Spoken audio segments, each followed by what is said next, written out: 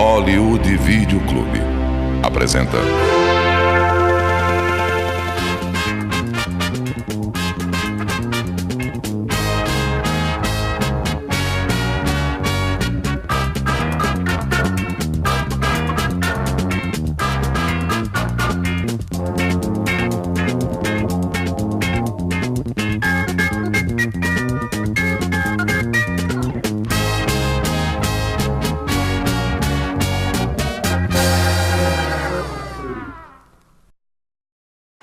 Agora vamos ter um especial com um grupo de engenheiros agrônomos falando sobre a violência estrutural, reforma invertida, o mandolismo tradicional a lei das terras e o modelo colonial. uma elite incansável.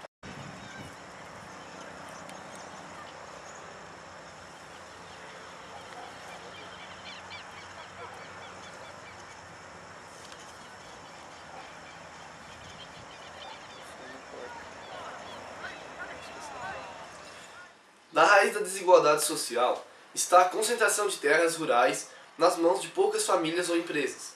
Cerca de 3% do total das propriedades rurais do país são latifúndios, ou seja, tem mais de 1.000 hectares e ocupam 56,7% das terras agriculturáveis. Na história do Brasil, os governos têm financiado continuamente a produção agropecuária e a divisão desses recursos, sempre favorecendo as grandes proprietárias de terras. Quem produz mais recebe menos. Apesar de ficar com a menor fatia do bolo, são as pequenas unidades que produzem a grande maioria dos produtos do campo, como apontam os dados do último censo agropecuário realizado pelo IBGE. Hoje, a concentração de terras no Brasil é sustentada pelos que defendem os interesses e os privilégios dessa parcela da população, que controla as terras, as políticas públicas e o governo. Eram doados pelo rei de Portugal enormes extensões de terras brasileiras às pessoas de sua confiança. Suas leis são conforme os desejos das classes dominantes. O poder da burguesia imposto sobre as classes de baixa renda gera miséria social e muitos inconformados com sua condição. O período colonial brasileiro reflete-se no sistema fundiário.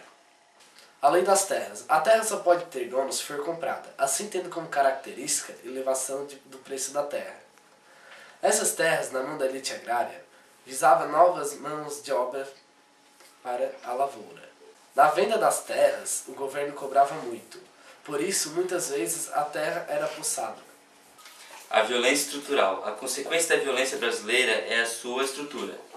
Uma das estruturas fundamentais é o processo de genocídio que os camponeses vêm sofrendo há séculos. Indiretamente, as camadas urbanas politizadas aprovam o genocídio e são cúmplices e beneficiários dessas estruturas, os políticos e a classe dirigente. Toda a violência brasileira procede da violência no campo, porque o esvaziamento da área rural, camponeses desempregados vêm para a cidade, enchem as favelas e periferias. A miséria provoca violência social. Até 1960 em Goiás, as posses de terra foram a base de violência. Homens poderosos, apoiados pelo governo, formaram bandos de guerra, fazendo seus jagunços matar poceiros e índios. Hoje ainda temos disso na Amazônia. Legal. O Brasil é vítima de uma insaciável elite política e econômica. Porém, cresceu à base de grandes feudos, com seus coronéis impunes e imunes. É comum as questões trabalhistas serem resolvidas na morte de funcionários, pois facilita os poderosos.